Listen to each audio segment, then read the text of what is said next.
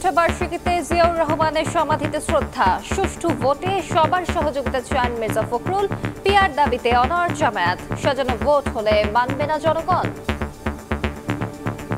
Challenge আমাদের সামনে রয়েছে, সেই চ্যালেঞ্জ হচ্ছে যে আগামী ফেব্রুয়ারি মাসে 26শে ফেব্রুয়ারি মাসে যে নির্বাচন অনুষ্ঠানের কথা আছে, সেই নির্বাচন অনুষ্ঠান সুষ্ঠুভাবে করার সর্বোচ্চ সহযোগিতা করা। গণভোটে যদি পিআর পদ্ধতি না থেকে আমাদের কোনো আপত্তি নেই। সাজানো পাতানো আগের মতো নির্বাচনের দিকে যাচ্ছে, এই নির্বাচনে কেন জনগণ অংশগ্রহণ? সর্বশক্তি দিয়ে সুন্দর নির্বাচনের প্রত্যয় সিইসির, দ্রুত ভোটের মাধ্যমে গণতান্ত্রিক সরকার প্রতিষ্ঠার আশা যুক্তরাষ্ট্রের ভারপ্রাপ্ত রাষ্ট্রদূতের। In charting a pathway to free and fair elections early next year. সর্বশক্তি দিয়ে একটা সুন্দর যাতে ইলেকশন হয় সেই চেষ্টা আমাদের থাকবে। দেখছিলেন প্রধান শিরোনাম। রাত 11টার সময়ের সঙ্গে আছি আমি আলিশা ইসলাম। এবার অন্যান্য শীর্ষ সংবাদ। 9 সেপ্টেম্বর ডাকসু নির্বাচনে বাধা নেই, হাইকোর্টের আদেশ চেম্বার আদালতে স্থগিত, কাল ফের শুনানি। ভোট বানচালের ষড়যন্ত্র রুখে দেওয়ার হুঁশিয়ারি প্রার্থীদের। হামলার জেরে চট্টগ্রাম বিশ্ববিদ্যালয়ে বন্ধ ক্লাস পরীক্ষা, থমথমে ক্যাম্পাস। হল না ছাড়ার ঘোষণা কৃষি বিশ্ববিদ্যালয় শিক্ষার্থীদের, রেল লাইন অবরোধ করে বিক্ষোভ। সূচনা ফাউন্ডেশনের নামে 450 কোটি টাকা আত্মসাতের অভিযোগ, পুতুলের বিরুদ্ধে দুদকের মামলা, অর্থ লোপাটে সহযোগী হিসেবে 34 জনের বিরুদ্ধে অনুসন্ধান। ফ্যাসিবাদ মুক্ত বাংলাদেশে এখন চ্যালেঞ্জ ফেব্রুয়ারিতে সুষ্ঠু নির্বাচন, আর এতে সবাইকে সহযোগিতা করার আহ্বান জানিয়েছেন বিএনপি মহাসচিব মির্জা ফখরুল ইসলাম আলমগীর। দলটির 47তম প্রতিষ্ঠা বার্ষিকী উপলক্ষে শহীদ রাষ্ট্রপতি জিয়াউর রহমানের সমাধিতে শ্রদ্ধা জানানো শেষে কথা বলেন তিনি। ক্ষমতায় গেলে বিএনপি রাজনৈতিক ও অর্থনৈতিকভাবে দেশকে এগিয়ে নেবে বলেও জানান মির্জা ফখরুল। আহমেদ সালেহিনের রিপোর্ট।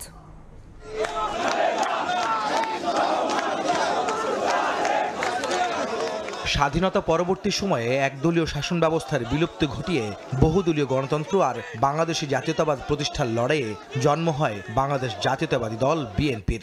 সেই দলটির 47তম প্রতিষ্ঠাবার্ষিকী উপলক্ষে বিএনপির প্রতিষ্ঠাতা শহীদ রাষ্ট্রপতি জিয়াউর রহমানের সমাধিস্থলে লাখো কর্মীর ভিড়। রাজধানীর বিভিন্ন থানা, ওয়ার্ড ও মহানগর পর্যায়ের নেতাকর্মীরা আসেন তাদের প্রিয় নেতার প্রতি শ্রদ্ধা জানাতে। বিএনপি মহাসচিবের নেতৃত্বে দলটির কেন্দ্রীয় নেতারা জিয়াউর রহমানের কবরে ফুল দিয়ে শ্রদ্ধা জানান। পরে গণমাধ্যমে কথা বলেন মির্জা ফখরুল ইসলাম আলমগীর। এ সময় তিনি বলেন, গণতন্ত্র পুনরুদ্ধারের লড়াইয়ে দীর্ঘদিন ধরে সংগ্রাম করছে বিএনপি, কিন্তু বারবার তাদের ধ্বংস করার চেষ্টা হলেও দলের প্রতিষ্ঠাতা ও দলীয় প্রধানের আদর্শে ঘুরে দাঁড়িয়েছে বিএনপি। বারবার চেষ্টা করা হয়েছে বিএনপিকে ধ্বংস করে ফেলবার, কিন্তু বিএনপি ফিনিক্স পাখির মতোই প্রতিবার এই আদর্শকে নিয়ে, জিয়াউর রহমানের আদর্শকে নিয়ে, খালেদা জিয়ার আদর্শকে নিয়ে সংস্কার সহ বিভিন্ন ইস্যুতে সরকারকে সর্বাত্মক সহযোগিতা করছে বিএনপি, এমনটা জানিয়ে দলটির মহাসচিব বলেন, আগামী ফেব্রুয়ারিতে অনুষ্ঠিত হতে যাওয়া নির্বাচনে সহযোগিতা করাই তাদের চ্যালেঞ্জ। যে সংস্কার প্রস্তাবগুলো নিয়ে এসেছিল সর্বাত্মক সহযোগিতা করেছে এবং বিএনপির 31 দফা কর্মসূচি প্রবর্তনের মধ্যে দিয়ে বাংলাদেশের রাজনীতিতে সম্পূর্ণ আমূল একটি পরিবর্তন আনার ব্যবস্থা করেছে। চ্যালেঞ্জ আমাদের সামনে রয়েছে ফেব্রুয়ারি মাসে যে নির্বাচন অনুষ্ঠানের কথা আছে, সেই নির্বাচন অনুষ্ঠান সুষ্ঠুভাবে করার সর্বোচ্চ সহযোগিতা। বিএনপি মহাসচিব বলেন, জনগণের ভোটে তাদের দল ক্ষমতায় গেলে দেশের রাজনীতি ও অর্থনীতিতে দৃশ্যমান পরিবর্তন আনবেন তারা। তারেক রহমানের নেতৃত্বে। আহমেদ সালেহিন, সময় সংবাদ, ঢাকা। শেখ হাসিনা দেশের গণতন্ত্র নষ্ট করেছে এবং জুলাই অভ্যুত্থানের পর দলগুলোর সৌহার্দ্য ফিরে এসেছে বলে মন্তব্য করেছেন এনসিপির উত্তরাঞ্চলের মুখ্য সংগঠক সাজিস আলম। বিএনপির 47তম প্রতিষ্ঠা বার্ষিকীতে শুভেচ্ছা জানাতে সোমবার সন্ধ্যায় গুলশান কার্যালয়ে আসেন এনসিপির শীর্ষ নেতারা। এ সময় তাদের বরণ করেন বিএনপি মহাসচিব মির্জা ফখরুল ইসলাম আলমগীর এবং স্থায়ী কমিটির সদস্য সালাউদ্দিন আহমদ। সৌজন্য সাক্ষাৎ শেষে সংবাদ সম্মেলনে দেশের রাজনৈতিক অঙ্গনে সৌহার্দ্য বজায় রাখার প্রত্যাশা ব্যক্ত করেন দুই দল। রাজনীতিতে যে সকল সংস্কার হয়েছে তা বিএনপির হাত ধরেই হয়েছে বলে মন্তব্য করেন বিএনপির স্থায়ী কমিটির সদস্য সালাউদ্দিন আহমদ।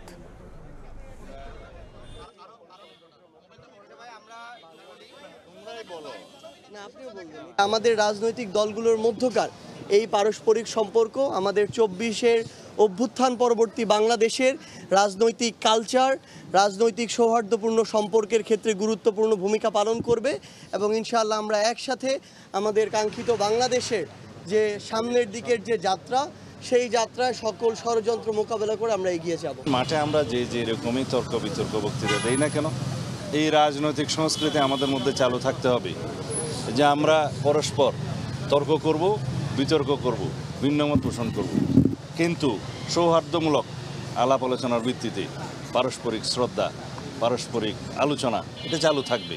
এটাই রাজনৈতিক সংস্কৃতি। পিআর দাবিতে অনড় জামায়াত।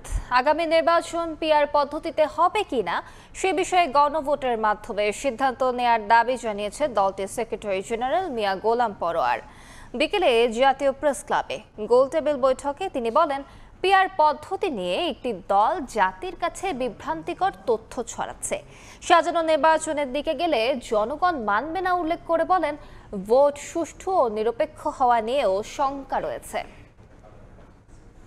নির্বাচনের প্রতীক্ষায় যখন মানুষ অধীর আগ্রহে অপেক্ষা করছে, তখন একটি সংশয়,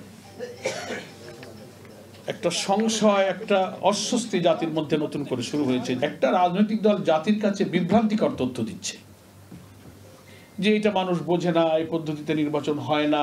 গণভোটে যদি পিআর পদ্ধতি না থেকে আমাদের কোনো আপত্তি নেই। সাজানো পাতানো আগের মতো নির্বাচনের দিকে যাচ্ছে, এই নির্বাচনে কেন জনগণ অংশগ্রহণ করবে? নির্বাচন কমিশন চাপমুক্ত উল্লেখ করে প্রধান নির্বাচন কমিশনার এএমএম নাসির উদ্দিন বলেছেন, এই মুহূর্তে সরকারের কোনো প্রভাব নেই ইসিতে।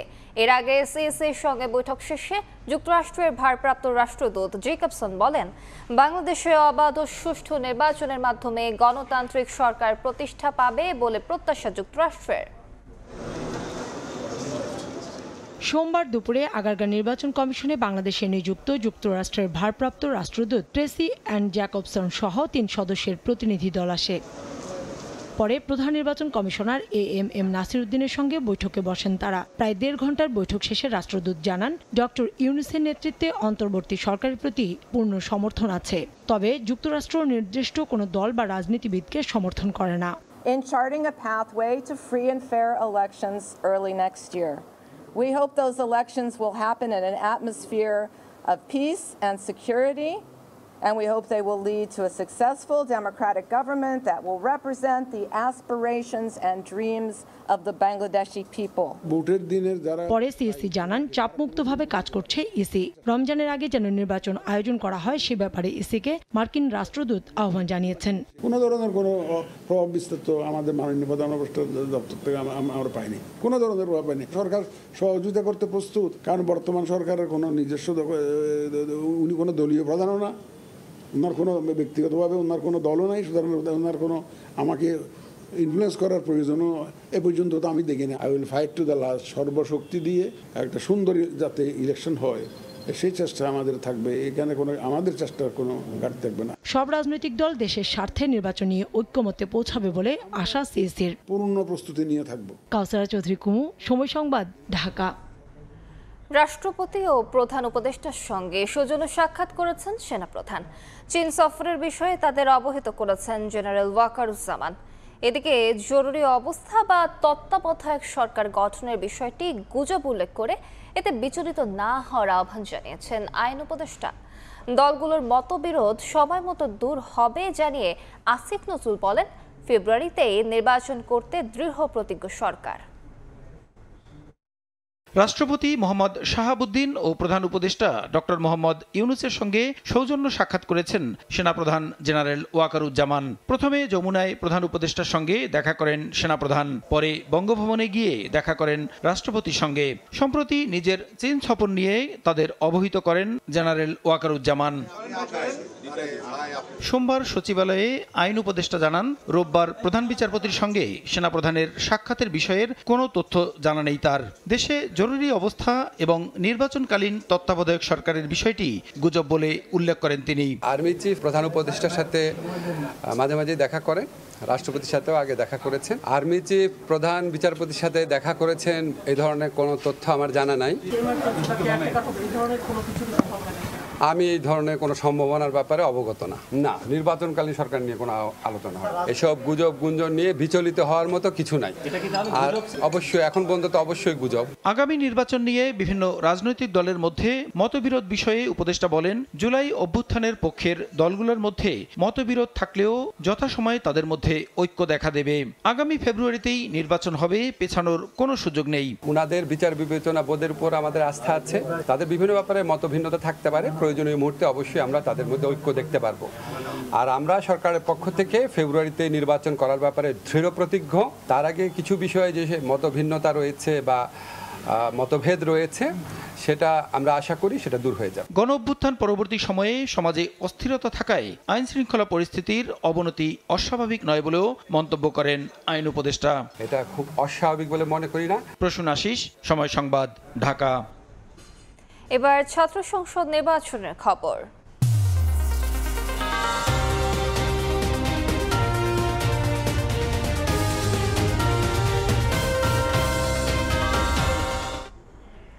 ডাকসু নির্বাচনের হাওয়ায় হঠাৎই ঝড়, যদিও সে ঝড় থেমে যায় কয়েক মিনিটেই। জিএস পদে শিবির সমর্থিত প্যানেলের SM ফরহাদের প্রার্থিতা নিয়ে রিটের শুনানি শেষে ডাকসু নির্বাচন স্থগিত করেন হাইকোর্ট। এরপর ঢাকা বিশ্ববিদ্যালয় আইনজীবীর হাতে লেখা আবেদনে আগের আদেশ স্থগিত করেন চেম্বার আদালত। এর ফলে 9 সেপ্টেম্বর নির্বাচন হতে কোনো বাধা থাকল না। শুনানির দিন ধার্য ছিল মঙ্গলবার, শুনানি হলো সোমবার। ডাকসু নির্বাচন স্থগিতের আদেশ দিলেন উচ্চ আদালত। কয়েক মিনিটের মধ্যে সেই আদেশ স্থগিত করলেন চেম্বার আদালত। 1.5 ঘন্টার মধ্যে ঘটে সব নাটকীয়তা। ঢাকা বিশ্ববিদ্যালয়ের আইনজীবী বলছেন, জনগুরুত্বপূর্ণ বিবেচনায় হাইকোর্টের রায়ের বিরুদ্ধে শুধু হাতে লিখে চেম্বার আদালতে যান তারা, এতেই স্থগিত হয়ে যায় আগের আদেশ। হাতে লিখিতভাবে আবেদন করেছি। এই লিখিত আবেদন গ্রহণ করে মাননীয় চেম্বার জাজ হাইকোর্ট ডিভিশনের এই আদেশ, যে ডাকসু নির্বাচনকে স্থগিত করে যে আদেশ দিয়েছিল, এই আদেশকে সিএমপি ফাইল বা সিভিল মিসসেলেনিয়াস পিটিশন ফাইল এবং শুনানির আগ পর্যন্ত স্থগিত আদেশ দিয়েছেন। দিনের নাটকীয়তার শুরুটা হয় ডাকসু নির্বাচনের জিএস প্রার্থী SM ফরহাদের প্রার্থিতা নিয়ে। রিটকারের আইনজীবী আদালতে বলেন, নিষিদ্ধ সংগঠন ছাত্রলীগের সঙ্গে সম্পৃক্ত থাকায় কয়েকজনের প্রার্থিতা বাতিল করেছে নির্বাচনী ট্রাইব্যুনাল।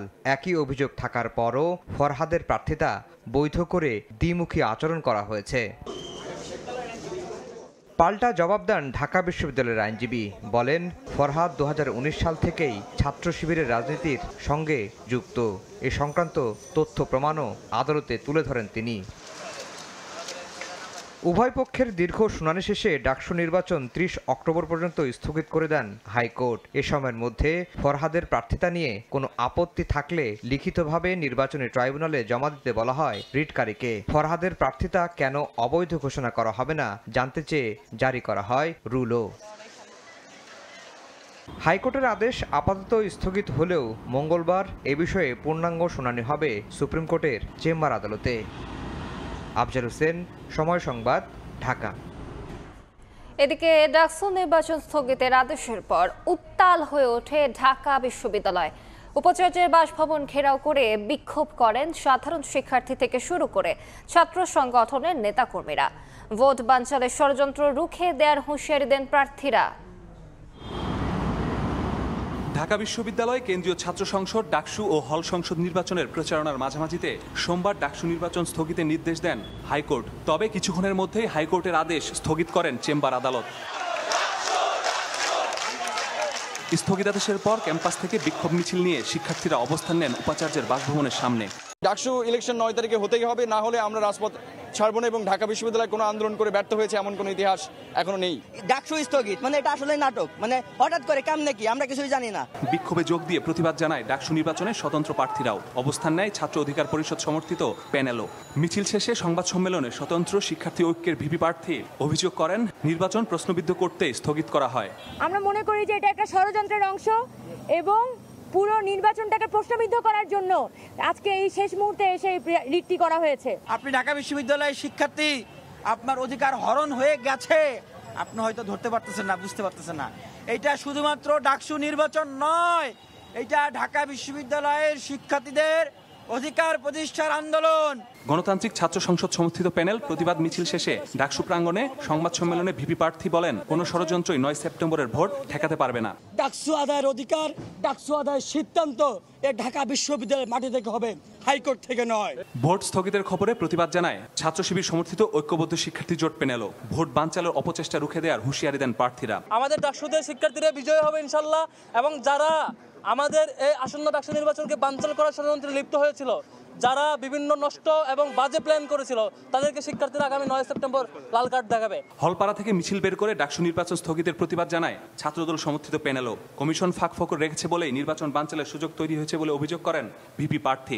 ঢাকা বিশ্ববিদ্যালয় নির্বাচন কমিশন, আপনারা এমন একটা নির্বাচন আয়োজন করতে গিয়েছেন যেখানে আপনারা নির্বাচন বন্ধের ফাঁক ফোকর রেখেছেন।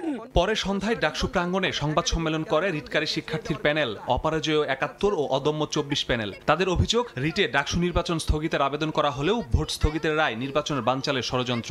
ডাকসু বানচাল করার জন্য, ডাকসুকে স্থগিত করার উদ্দেশ্য নিয়ে এই রিট করেছিলাম, ফলে এই কথাটা কোনোভাবেই যুক্তিযুক্ত নয়। এদিকে জরুরি সংবাদ সম্মেলনে শিবির সমর্থিত প্যানেল দাবি করে রিটকারীকে বাজে মন্তব্যকারী শিবিরের কেউ নন। যিনি ক্রাইম করেছেন, অপরাধ করেছেন, তাকে শিবির নেতা বানানোর চেষ্টা করা হচ্ছে। অথচ আমরা এই ঘটনা আমাদের দৃষ্টিগোচর হওয়ার পরেই ইউনিভার্সিটি প্রশাসনকে আমরা ফোন দিয়ে বলেছি তার বিরুদ্ধে দ্রুত ব্যবস্থা নেন। রাতে জরুরি সংবাদ সম্মেলন করেন বিশ্ববিদ্যালয়ের উপাচার্য। ভোট স্থগিতের পেছনে প্রশাসন জড়িত এমন মন্তব্য না করে নির্দিষ্ট সময়ে ডাকসু নির্বাচন আয়োজনে সবাইকে ঐক্যবদ্ধ থাকার আহ্বান জানান তিনি। রায়ের বিরুদ্ধে আপিল করেছিলাম এবং আপনারা জানেন যে সেই আপিলে এবং এই ঘটনাটি 3-4 ঘন্টার মধ্যেই উপস্থাপিত হয়েছে এবং সেই আপিলে এখন ডাকসু নির্বাচন হতে, অর্থাৎ 9 তারিখে নির্বাচন হতে কোনো বাধা নেই। সব বাধা পেরিয়ে যথাসময়ে ভোট করতে চায় বিশ্ববিদ্যালয় প্রশাসন। এখন পর্যন্ত যে ব্যাপক সাড়া আছে। মাসুদুর রহমান, সময় সংবাদ, ঢাকা। হামলা সংঘর্ষের জেরে চট্টগ্রাম বিশ্ববিদ্যালয়ে চলছে 144 ধারা। মোতায়েন রয়েছে যৌথ বাহিনী, বন্ধ ক্লাস পরীক্ষা। সকাল থেকেই থমথমে অবস্থা বিরাজ করছে ক্যাম্পাসে। ইতিমধ্যে শিক্ষার্থীদের সঙ্গে প্রশাসনের আলোচনার পর 21 সদস্য বিশিষ্ট তদন্ত কমিটি গঠনের সিদ্ধান্ত নেওয়া হয়েছে। তবে মামলার বিষয়ে এখনো সিদ্ধান্ত নেয়নি প্রশাসন। সব ধরনের ক্লাস পরীক্ষা বন্ধ রয়েছে। দেরিতে ভাড়া বাড়িতে প্রবেশ করা নিয়ে শনিবার রাতে বিশ্ববিদ্যালয়ের এক নারী শিক্ষার্থীকে মারধরের অভিযোগ ওঠে দারোয়ানের বিরুদ্ধে। এরই জেরে শিক্ষার্থী ও স্থানীয়রা দফায় দফায় সংঘর্ষে জড়ায়। প্রতিবন্ধীদের সহায়তার নামে সূচনা ফাউন্ডেশন খুলে শেখ হাসিনা কন্যা সাইমা ওয়াজেদ পুতুলের বিরুদ্ধে প্রায় 450 কোটি টাকা আত্মসাতের অভিযোগে মামলা করেছে দুদক। একই সঙ্গে 930 কোটি টাকার বেশি সন্দেহজনক লেনদেনের অভিযোগও খতিয়ে দেখা হচ্ছে। গেল জানুয়ারিতে শেখ হাসিনা কন্যা সাইমা ওয়াজেদ পুতুলের প্রতিষ্ঠিত সূচনা ফাউন্ডেশনের খোঁজে ধানমন্ডির 5 নম্বর রোডে অবস্থিত সুধা সদনে অভিযান চালায় দুদক। এই বাড়িটি সহ সূচনা ফাউন্ডেশন বেশ কয়েকটি ঠিকানা ব্যবহার করলেও কোনোটির অস্তিত্ব খুঁজে পায়নি তারা। তবে দৃশ্যমান অস্তিত্ব না পেলেও 7 মাসের ব্যবধানে পুতুলের এই প্রতিষ্ঠানের বিরুদ্ধে অর্থ লুটপাট সহ বিস্তর দুর্নীতির প্রমাণ পাওয়ার দাবি করেছে দুদক। নথির তথ্য বলছে সূচনা ফাউন্ডেশনের নামে 450 কোটি টাকা আত্মসাৎ এবং 930 কোটি টাকার বেশি সন্দেহজনক লেনদেন করেছে পুতুল। সমাজসেবা অধিদপ্তর থেকে রেজিস্ট্রেশন নিয়ে প্রতিবন্ধীদের কল্যাণে কাজ করার কথা ছিল, বাট তাদের কল্যাণার্থে কোনো অর্থ ব্যয় না করেই এই টাকাটা আত্মসাৎ করা হয়েছে। মামলার এজাহারে বলা হয়, আর্ট ব্যবসায়ে সূচনা ফাউন্ডেশনকে এসব অর্থ দিয়ে বিগত সরকার থেকে অনৈতিক সুবিধা নেয়। এছাড়া প্রায় 1 কোটি টাকার কর্মওকুফের ঘটনায় এনবিআর এর সাবেক চেয়ারম্যান নজিবুর রহমান সহ 15 জনের নাম এসেছে এজাহারে। আর সূচনা ফাউন্ডেশনে পুতুলের সহযোগী হিসেবে থাকা আরও 10 জন সাবেক এমপি মন্ত্রীর নামও উঠেছে মামলায়। সূচনা ফাউন্ডেশনের ট্রাস্টি বোর্ডের 11 জন যারা এখানে এই সূচনা ফাউন্ডেশনে যারা দান করেছেন, এরকম প্রতিষ্ঠান হচ্ছে 8টি, এবং রাজস্ব বিভাগের 16 জন কর্মকর্তা সদস্য রয়েছেন যারা কর অব্যাহতির প্রয়োজনীয় অনুমোদন প্রদান করেছেন। গেল মার্চে বিশ্ব স্বাস্থ্য সংস্থার আঞ্চলিক পরিচালকের পদ বাগাতে সিভিতে বাংলাদেশ মেডিকেল বিশ্ববিদ্যালয়ের শিক্ষকতার মিথ্যা তথ্য দেওয়ার অভিযোগে পুতুলের বিরুদ্ধে মামলা করে দুদক। তাসলিম তৌহিদ, সময় সংবাদ, ঢাকা। কক্সবাজারের বাঁকখালী নদীকে দখলমুক্ত করতে 5 দিনের উচ্ছেদ অভিযান শুরু হয়েছে। প্রথম দিনে বেশ কয়েকটি স্থাপনা গুঁড়িয়ে দিয়ে উদ্ধার করা হয়েছে 2 একর জমি। বাঁকখালী নদী যার তীর দখল করে নির্মাণ করা হয়েছে একের পর এক স্থাপনা। এসব অবৈধ স্থাপনা উচ্ছেদ করতে কার্যক্রম শুরু করেছে প্রশাসন। সোমবার সকাল 9টায় উচ্ছেদ কার্যক্রম শুরুর কথা থাকলেও কিছুটা দেরি হয়। প্রথমে কাগজপত্র নিয়ে জমির মালিকরা প্রতিবন্ধকতা তৈরি করলেও বন্ধ করতে পারেনি উচ্ছেদ কার্যক্রম। যৌথ বাহিনীর সহায়তায় বোলডোজার দিয়ে গুঁড়িয়ে দেওয়া হয় স্থাপনা। তবে স্থানীয়দের দাবি, হঠাৎ উচ্ছেদ কার্যক্রমে বিপাকে পড়েছেন তারা। কেউ শুনতে পারছি, কেউ শুনতে পারি নাই। আজকে সকালবেলা এগুলি উচ্ছেদ অভিযান চলছে, তাহলে আমার পরিবার পরিজন নিয়ে আমি কোথায় গিয়ে দাঁড়াবো? বাঁকখালী নদী দূষণ ও দখলমুক্ত করতে সরকারকে 4 মাসের সময় বেঁধে দেয় হাইকোর্ট। এর পরিপ্রেক্ষিতে গত শনিবার নৌপরিবহন উপদেষ্টা কক্সবাজার এসে প্রশাসনের সঙ্গে বৈঠক করেন। উচ্ছেদের প্রথম দিনে 2 একর জমি দখলমুক্ত করা হয়েছে বলে জানায় BIWTA। এখন পর্যন্ত আমরা দেখতে পাচ্ছি যে আমরা হয়তো 2 একরের মতো জায়গা অবমুক্ত হয়েছে এবং আমরা এটা চলমান থাকবে। প্রশাসন বলছে নদী সম্পূর্ণ দখলমুক্ত করার আগ পর্যন্ত এই উচ্ছেদ কার্যক্রম অব্যাহত থাকবে। আদালতের নির্দেশ অনুযায়ী সম্পূর্ণ অবৈধ স্থাপনা উচ্ছেদ হবে না, ততক্ষণ এই অভিযানটি আমরা পরিচালনা করা হবে। BIWTA তথ্য মতে বাঁকখালী নদীর তীরে অবৈধ দখলদার রয়েছে 188 জনেরও বেশি। সুজাউদ্দিন রুবেল, সময় সংবাদ, কক্সবাজার। এবার আবহাওয়ার খবর।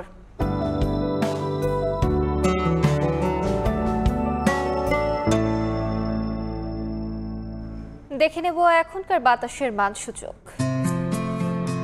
বায়ুমান বিষয়ক সংস্থা IQAir এর সূচক অনুযায়ী বাংলাদেশে এখনকার বাতাসের মান: ঢাকা বিভাগে বায়ুর মান 138, যা সহনীয়, বাতাসের আর্দ্রতা 75%। চট্টগ্রাম বিভাগে বায়ুর মান 56, এটি সন্তোষজনক, বাতাসের আর্দ্রতা 86। রাজশাহী বিভাগে বায়ুর মান 110, যেটি সহনীয়, আর্দ্রতা 67। সিলেট বিভাগে বায়ুর মান 99, এটি সন্তোষজনক, বাতাসের আর্দ্রতা 68%। খুলনা বিভাগে বায়ুর মান 58, এটি সন্তোষজনক, বাতাসের আর্দ্রতা 79। বরিশাল বিভাগে বায়ুর মান 68, যা সন্তোষজনক, আর্দ্রতা 82। রংপুর বিভাগে বায়ুর মান 84, যেটি সন্তোষজনক, বাতাসের আর্দ্রতা 73। ময়মনসিংহ বিভাগে বায়ুর মান 83, এটি সন্তোষজনক, বাতাসের আর্দ্রতা 73%।